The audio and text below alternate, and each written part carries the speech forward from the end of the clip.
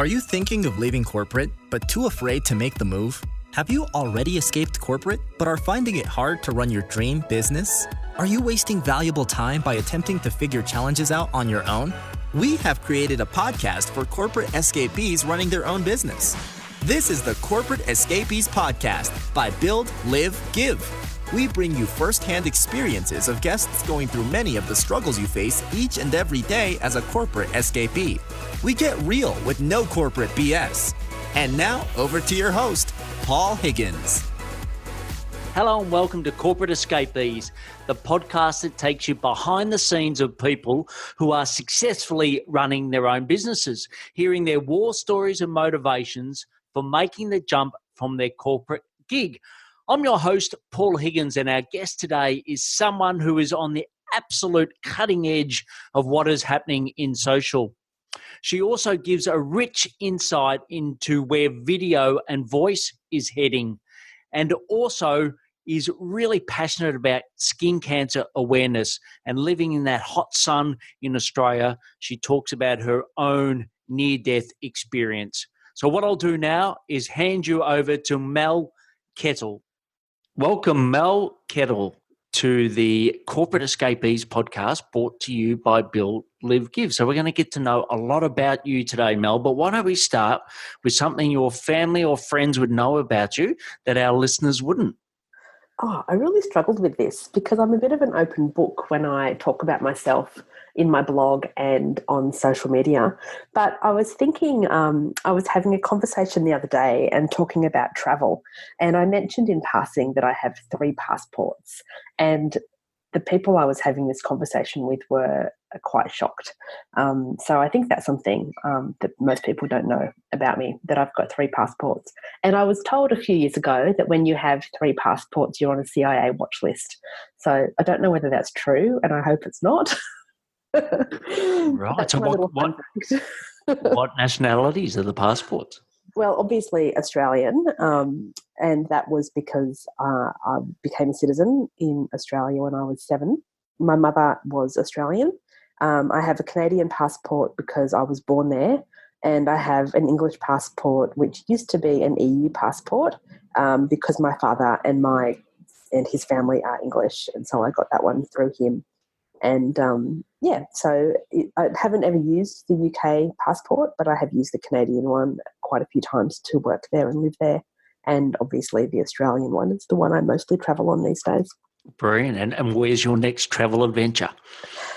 Well, I was just looking at my diary. This is the first Wednesday that I've been at home in Brisbane since pretty much the end of June, because I've been travelling around the country doing speaking and workshops and training. But my next trip that requires a passport is, I think, going to be in March when I go to the US to go to Social Media Marketing World Conference and hopefully have a week's holiday before that. Great. And I know in the prelim you talked about you've been there before. Tell us a little bit about the event, or why would someone from Australia go all the way to the event? So I think about this often because next year will be my 4th time, and it's not a cheap venture to go over. But And they do a virtual ticket as well, so you can get access to everything as a virtual ticket holder. But the reason I keep going is because of the friendships and the relationships that I've made, and because it's, the conference is an experience that is different to any conferences I've ever been to in Australia.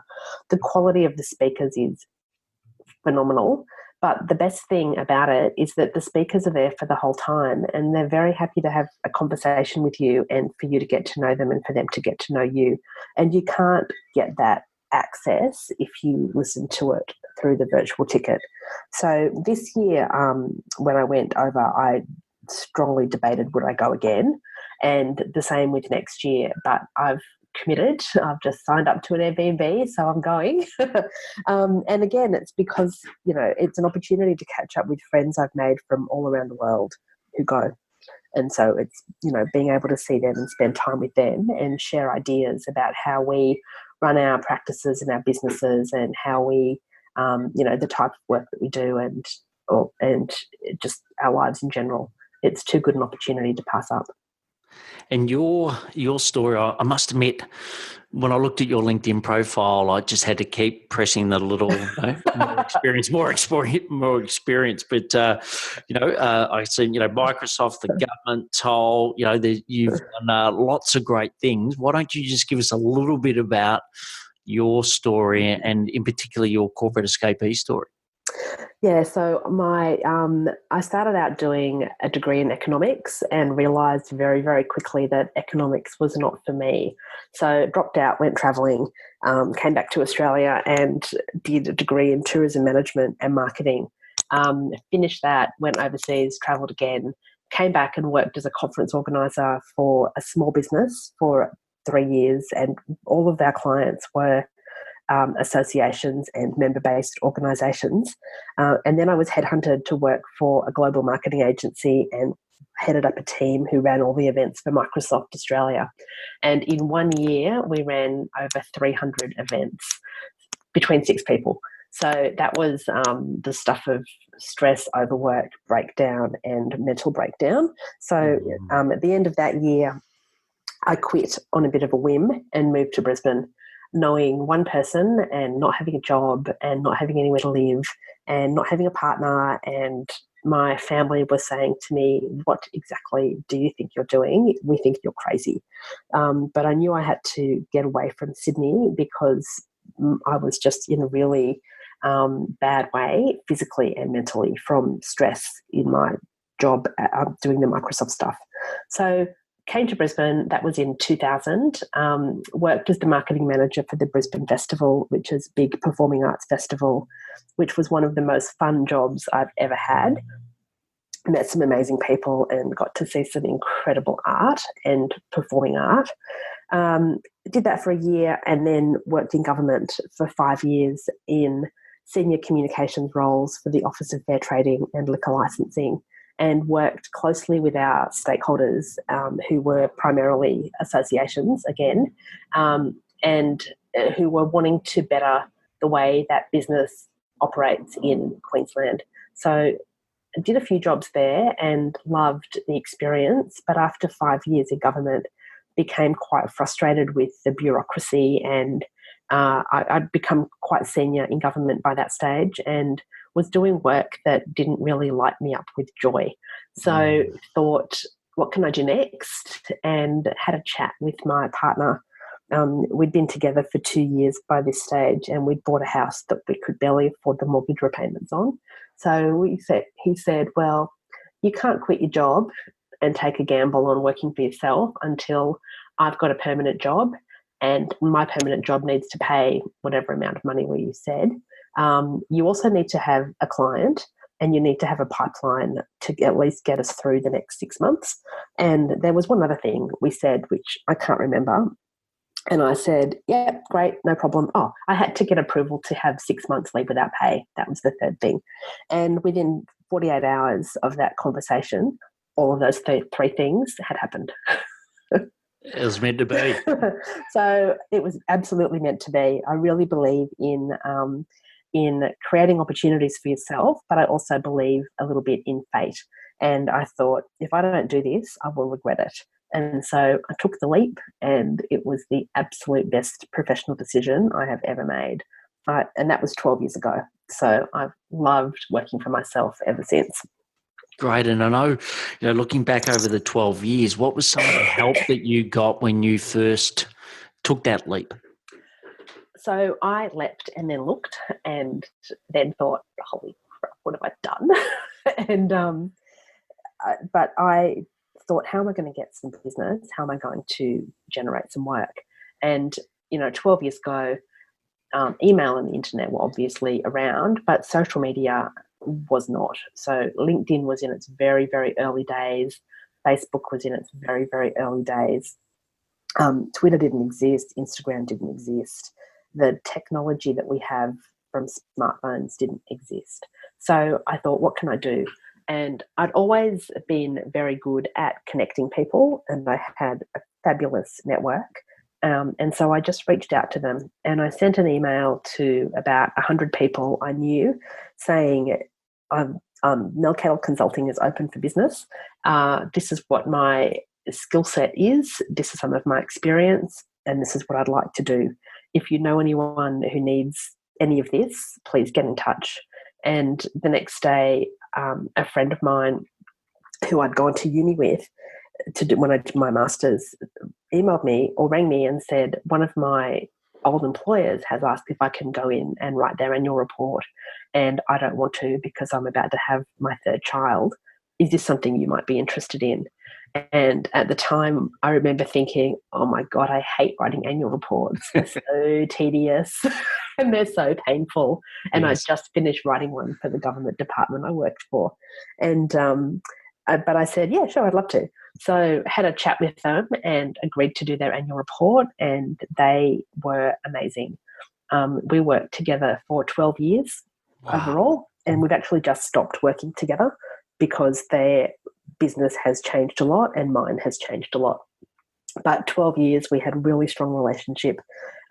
After about 3 months of doing the annual report and then another small project for them, I said to the CEO, I'd like to do more work in this space. And they were a research centre who collaborated with government industry and universities to do massive research projects. And there were 7 of them in Brisbane that used the same model. And so I said to the CEO, would you mind if I email the other CEOs if I drop your name? And he said, of course not. And here are their personal mobile numbers. And I'm having lunch with them all next week, so I'll be sure to tell them about how great you are. And so because of that, I worked with 5 of those other research centres, and that formed the bulk of my work for 3 years. That's brilliant. And I know referral, I think they say is about 90, it's in normally the 80s or the 90s% of where most small businesses get their leads from. Yeah. I know it's so important, but what are some of the things that you've done in particular to build that awesome connection list? What are Mel's tips on being that person that everyone wants to refer? I love people. And I love hearing their stories, and I think that's really obvious to anybody who knows me or who spends some time with me. And I'm also very willing to help other people without expectation of them doing anything for me. So I'm very generous with my time, and I'm very generous with my connections. So if we had a conversation and you said to me, I've got a problem with A, B, and C, then chances are I will know somebody who can help you with that, and I'll be very happy to recommend and refer that person. And people value that and appreciate that. And I think that's why I get a lot of people referring things to me. And I also get a lot of people, asking if I can do things for them that are outside of my area of expertise or interest, or I don't have time. And I'm very happy to refer them to my colleagues, because I don't really believe in competition. I think we all work individually and we all bring different things to business relationships, whether they're skills or personality or ways of doing things that suit some people differently to others. And I really believe there's heaps of work out there for all of us if you are prepared to go looking and do the work to, keep clients happy. Yeah, and you said roughly 12 years ago that you got into this, and you're an early adopter on LinkedIn. What are some of the biggest trends you've seen on LinkedIn as a social connection platform over the last couple of years, and where do you see that sort of going in the next 3 years? So I may have been a very early adopter of LinkedIn, but I signed up, got a heap of connections, and then didn't use it for quite a long time. But in the last couple of years, I've definitely focused a lot of my social media energy and relationship building energy to LinkedIn. And one of the things that I've really noticed in the last few months is the huge number of people who are using video with massive effect on LinkedIn. And, every second post that appears now in my LinkedIn feed is a video. And I think video is such a great way to show who you are to people without actually being in the same room as them, because they can see you and they can hear you. And one of the things that I tell and encourage all of my clients to do is to take selfie videos with their phone and to not get caught up in what they look like. One of the videos that I've shared that was the most watched was me at the beach, very windswept, no makeup, very cold because it was a really cold day, and just having a chat about what I was thinking about at the time and explaining why I was at the beach looking like I did. And I think people appreciate when you're your true, authentic self. And that comes across in a video far more easily than it comes across in words. Yeah. And have you seen that shift?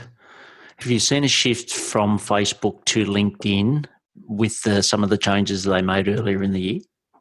Yeah, I have. For me personally, probably 5 years ago, there was a period of about 2 or 3 years where every single piece of business that I had, maybe one or two, was a referral that came to me through Twitter. And Twitter's changed a lot recently, and now a lot of my referrals come through people who I'm connected with on LinkedIn. But from a Facebook perspective, I find Facebook really interesting in a business-to-business context. There's a lot of research that shows that businesses who operate in that B2B space turn to Facebook a lot more, but the Facebook algorithm has changed so much, and it's so difficult to be seen on Facebook as a page or as a business owner unless you pay for advertising. And I think that's turning a lot of people off and driving a lot of businesses to LinkedIn, particularly if they're not selling products or services to the general public. Yeah, I think totally agree. I think if B2C consumer is definitely still Facebook, but I do find that B2B, in particular higher ticket value, where it's more of a complex sale, is moving more and more to LinkedIn. So that sort of takes us, I suppose, to the next section, because we've been talking about it. But when someone comes up to you and says, Mel, what do you do? How do you describe that? What do I do? So I tell people that I'm a communication and engagement expert. I work mainly with for-purpose organisations to help them communicate and engage with their people. And their people could include their staff, their volunteers, their members, their board, their customers, their supporters. And a lot of the way that I work with people and encourage people to communicate and engage is by demystifying digital and social media so they can incorporate a lot more of that into their communications mix. And what's sort of an example of that, or can you give us an example of that? So I do quite a few board briefings with nonprofits and for-purpose organisations, because boards in that space tend to be volunteer boards, and they really want to help and provide value to the organisation that they're on the volunteer board for, but they're very time poor. So I work with them to help them understand how they can use digital and social media to engage with the members of the organisation or engage with the supporters of the organisation in a way that doesn't eke into their spare time, which is quite time poor. So some of those tips might be how they can just share the content that the organisation has created and has posted on social media, how they can use video to talk about what they're doing and what their role is in the organisation, so that it breaks down some barriers as to who they are and what they do. My current favourite tool that I'm telling everybody about is Bonjoro, and I know you had one of the creators of Bonjoro on your podcast earlier in the year, and I use Bonjoro all the time. It's just such a great little video tool where you can create a selfie video of you saying something to somebody and then email it to them so that it pops up into their inbox as an email. Click on the link, watch the video, and I can say, it was great to meet you last week. Thanks so much for having me speak at your conference. Thanks very much for signing up to my newsletter. Thank you very much for buying my book. And give that personal message in a way that's so much more engaging than an email or a text message. Yeah, no, look, I'm a huge supporter of Bonjoro as well, and Matt and his team are doing some great work there, and a big shout out to Matt. And as far as your ideal client, so, NFPs for purpose, how did you arrive to them being your ideal client?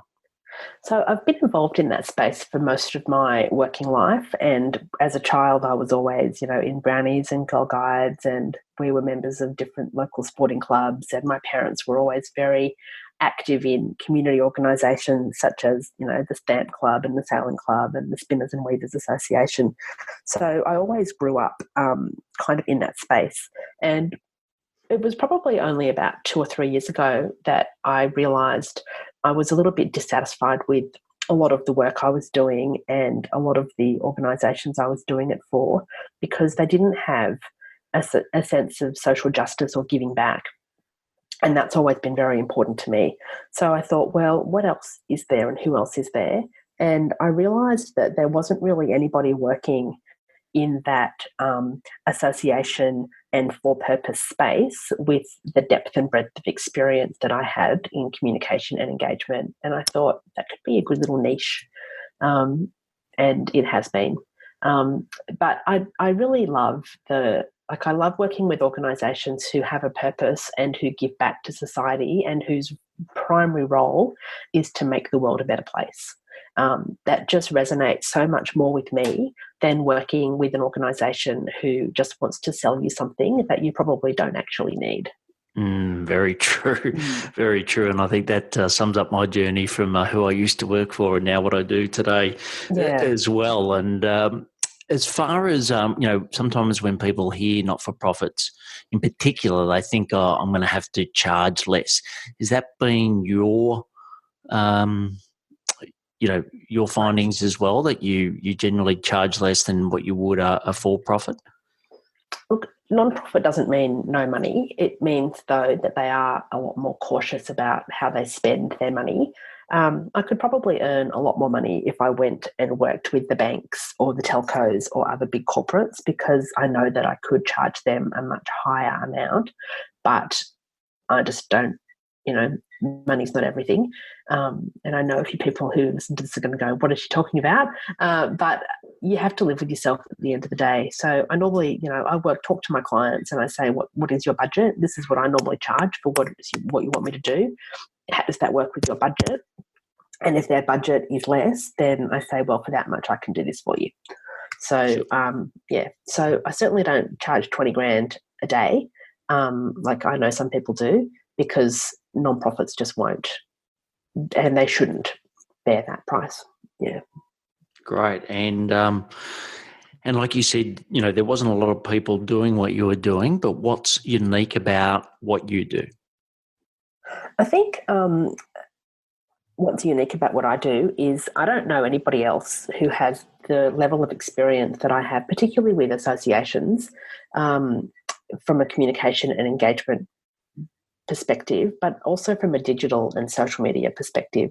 So I've been very personally using, I was an early adopter of blogging, I was an early adopter of most social media platforms, and a lot of people say that they're good at it, but they actually don't have the experience and they don't use it on a day-to-day basis. And I think that's a big point of difference from me to a lot of my competitors.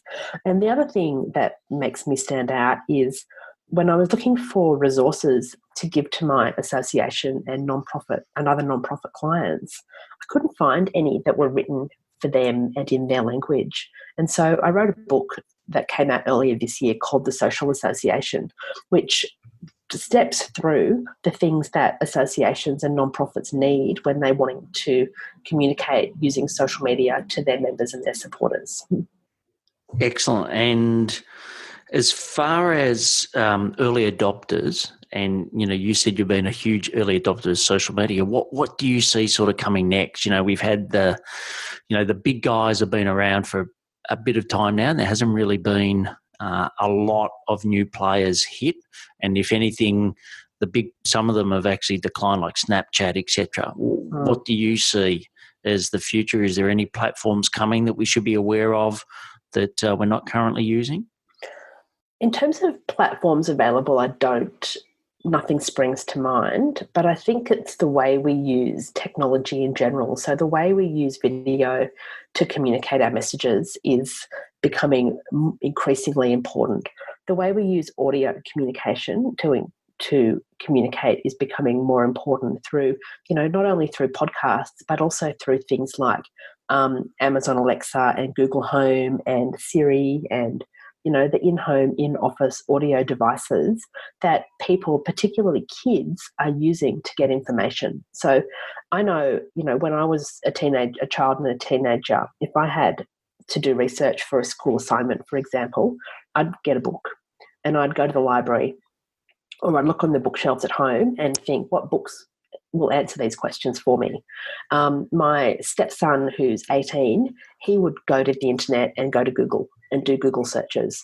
My niece and nephew, who are 8 and 10, 10 and 12, they ask Siri. So they don't even type into the internet. They just get their phone or their tablet and push the middle button and say, hey, Siri, I need to do an assignment on this. Can you help me? Or can you email me? Can you email me information on the pharaohs in Egypt or whatever their latest project might be? And so they don't learn research skills, and that's going to be a change. But I think, and the thing with voice activated is it's all driven by Google search. And so if you don't have an online presence, and if your online presence doesn't have really good SEO, then you're not going to appear in any searches when people ask Siri or Google Home or Amazon Alexa. And that's one of the biggest changes. Yeah, and I must admit, I've just got a Alexa or an Echo from Amazon, and it's brilliant. I just have my, what do they call it? Flash briefing. Yeah. And it just cues all of my things. So I walk in the shower, there it is. I basically get my SBS news, my et cetera, and all while I'm, having a shower, having a shave, and then I'm off. It's brilliant. And my parents, who are in their 70s, saw me doing this, I said, look, this is what it is, and I thought they'd never take it up, and they're like, I want one. Can we go buy one now? This is so I think it's for all ages as well. So I think that's great. So we definitely need to keep that, and I recommend people following Mel, because no doubt she'll be at the forefront of the changes there. As far as some of the biggest challenges you've got with growing your business now that it's 12 years in, what are some of the biggest challenges you face at the moment?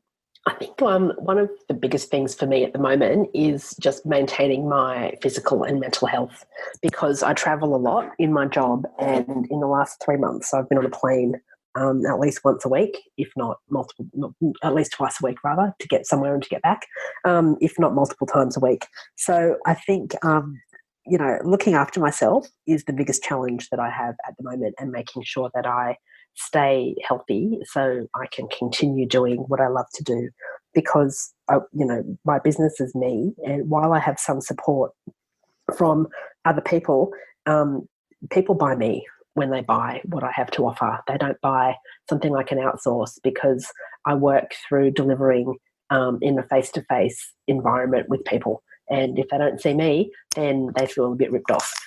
So that's probably one of my biggest challenges today. But also keeping up with, like everybody, keeping up with technology and the digital disruption that's happening is quite overwhelming at times. And just remembering that for all of the change that's happening, people still do business with people they know, love and trust. And at the end of the day, the personal relationship can't be beaten. And focusing on how I can continue to make and maintain really strong and long-lasting personal relationships with people who I want to have in my world. Excellent. And before we go into the next section, I'd like to mention our weekly video tips, talking of Mel and videos, for corporate escapees just like Mel to rapidly grow your business. You can subscribe to our YouTube channel at Build, Live, Give. So Mel, onto the live section. So what are some of the daily habits, especially when you're traveling, that help you be successful? So the first thing I pack when I travel is my sneakers and my gym clothes so I can get out for a walk in the morning. I try and do some sort of exercise every day, and people who know me well will just be laughing their heads off because I'm not an exercise lover by any stretch. But as I get way closer to 50 than I'd like to admit, I think that I realise that exercise is essential, particularly just to keep my mental health ticking along in a way that I want it to be. The other thing I do every day is try to eat lots of vegetables. I love to cook and I love food, and I really notice that things start to go off the rails if I don't eat the right food, exercise enough, and get enough sleep. And so they're the three things that I try really hard to do.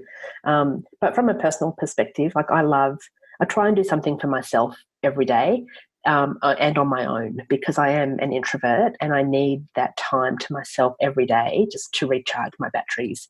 And my guilty habit is reading crime thrillers and murder thrillers, and the gorier the better. So I'll often have half an hour either in the morning or in the evening or at lunchtime reading a thriller just to get my mind off every work thing that's going through my head. And you talked before about Sean. Yep. So Sean, your partner, what would you like to say to him about the support he's given you through this 12-year journey? He's been amazing. I don't think he understands a lot of what I do, and that's completely fine because he supports it unwaveringly. And when I first said to him, I really hate my job and I need to do something else and I'm thinking about going out on my own, he was supportive right from day one. And, you know, there's been ups and downs, as you would expect, over the last 12 years. And there's only been one occasion in that whole time where I was going through a very down phase when he said to me, do you think it might be time to go back into the workforce and to look for a job? And that snapped me out of my funk and got me back on track because I couldn't think of anything worse. But no, he's fantastic. He works shift work these days, and so we find time to do things together at times when we're both at home. So we might nick off and see a movie on Wednesday afternoon and then go out for dinner, or rather than the typical Monday to Friday weekends together. But no, he's great. I think I probably would still be where I am if he wasn't in my life, but it definitely wouldn't have been as much fun over the last 12 years. He makes me laugh every day and makes me realise that sometimes I take myself a little bit too seriously, and I really don't need to do that. Excellent. Well, look, the next section's the give section. So what's a cause or community that you're passionate about and why? So I have a couple. Obviously, I'm very passionate about helping people understand the dangers of stress in the workplace and making sure that you look after your physical and your mental health so that life doesn't come crashing down all around you, as almost happened to me when I was in my late 20s. But the other thing that I'm really passionate about is skin cancer awareness and melanoma awareness, because 5 years ago I had a dodgy spot on my leg, went to get it checked out, and it was a stage 2 melanoma. And when I said to the plastic surgeon who cut it out a couple of weeks later, hey, thanks so much for doing it, a week before Christmas and making me your last patient before Christmas, he said to me, yeah, it was kind of aggressive. And if I'd waited even till after Christmas, it would have probably gone from a stage 2 to a stage 4. And that means you'd be dead within 6 months. And so that was a massive wake-up call for me. And so I'm very... I speak about melanoma and my melanoma experience often on social media and when I'm meeting with clients. And if I see somebody in public who I don't know with a dodgy looking spot, I will say to them, excuse me, have you had that checked out? Because I don't like the look of that. And I think the more people who are aware that sun damage can kill you and melanoma is one of the biggest killers of people in Queensland, and in Australia, then the better, because it doesn't take much to get your skin checked by a doctor. Yeah, and is that the first point of call, Mel, to go to your local GP? Oh, well, that was for me. And most GPs will do a cursory skin check in Australia. And then my GP has been doing them for years and has always said to me, I'll just write you a referral to a dermatologist. But because I've never had anything of concern until this one spot, she didn't need to. But if you've got lots of moles or lots of spots, then ask for a referral to a good dermatologist or go to one of the mole scan clinics. But, at the end of the day, just get somebody to look at your skin, even if it's a partner or a good friend, or if you go to the beach in a bikini, just say to somebody who you're with, hey, is there anything on my back or on the bits of me that I can't see that look a bit odd to you? And just be aware of what it looks like. And then if there is something that you're not, that you don't really like the look of, get it checked immediately. Don't wait, because waiting could be the difference between life and death. No, look, really wise advice. And the last section is the action section. So I'll just ask you some questions and get some rapid fire responses. So the first one is, what's your top 3 productivity tips? Oh, can't believe I'm going to say the first one, but step away from the smartphone. You don't need to be glued to it 24/7, and that's something that I've come to realise in recent times. The second thing is batch the tasks you do. So so one of the things that I batch is making phone calls. Another thing I batch is writing blog posts or creating content. Another thing I batch is doing little short videos that I can then just share over a period of time. And then the third thing is have a focus. Have a focus for each quarter, for each month, for each week, and for each day. And just look at things that you want to do that will help you achieve your overarching goals and objectives, and do something every day that will help you get there. And I know that, not to be on your smartphone all the time, but when you are on it, what are some favourite apps, whether it's on your phone or your desktop, that you recommend? About probably a year ago, I swapped my email to Google Mail, and that has been an absolute game changer for me. I reckon that saves me 2 hours a week, because I switch between my phone, my tablet, my laptop, and my desktop every day. And not having to be deleting emails from every one of those is just incredible. So Google Mail and Google Calendar is excellent. I also put all of my files in Dropbox. So again, I can access them from all of my devices because they sync in one place. Obviously LinkedIn, I love LinkedIn.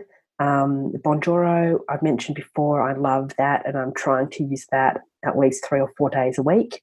And then from a personal, fun perspective, I love BorrowBox. And BorrowBox is an app that a lot of libraries now in Australia have. The other app is Libby, and BorrowBox allows you to borrow books from your library electronically. So I love reading for pleasure, and I love reading crime thrillers, as you now know.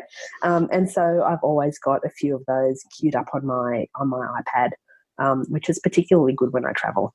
Great. And do they do audiobooks as well? Yes, they do. And they have an increasing range of audiobooks that you can get as well. And what I like about it is you can reserve a book if it isn't in, and when it comes in, it will automatically pop onto your device, so that it will send you an email and it will automatically upload it onto your device.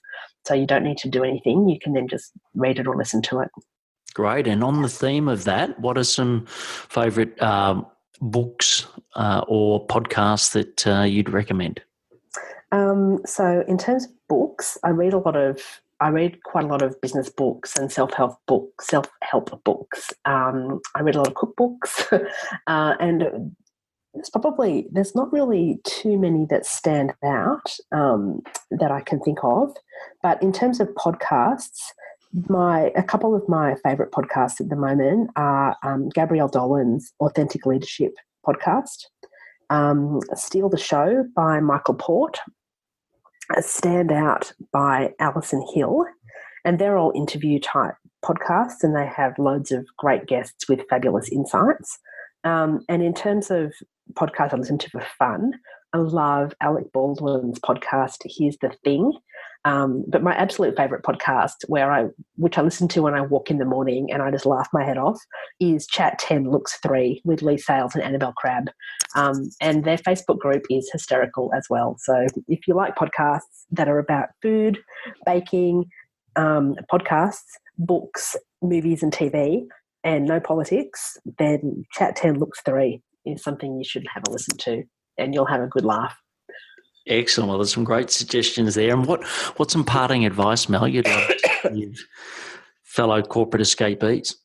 Look, I say this every single day, that people do business with people they know, love and trust. So focus on building relationships. And even though technology and social media and digital media can feel really overwhelming, at the end of the day, it all comes back to the relationships that you have. So use your time on social media to actually get to know people and to ask questions and to answer questions and to comment when people post content that you think is interesting or thought-provoking, or if you don't like it, give a thoughtful response as to why you disagree. But use technology and social media to build relationships, and don't just use it to spam people with content that's important to you. Excellent. And you can find out more about Mel at Mel Kettle on her LinkedIn, and also we'll put links to everything that Mel's mentioned, including her fantastic book, The Social Associations. So Mel, thanks a lot for coming on and sharing so much wisdom on today's podcast. Thank you so much for having me. It's been great to talk to you. Brilliant. Thanks, Mel. Bye. Thanks. I really enjoy that conversation with Mel. She, you can tell that she's such a natural when it comes to communication. So the three big takeouts I had was one was to how do you really plan your exit from corporate, especially when you've got a huge mortgage stress? Two, what is the next big thing coming in social? And a little tip that's around voice.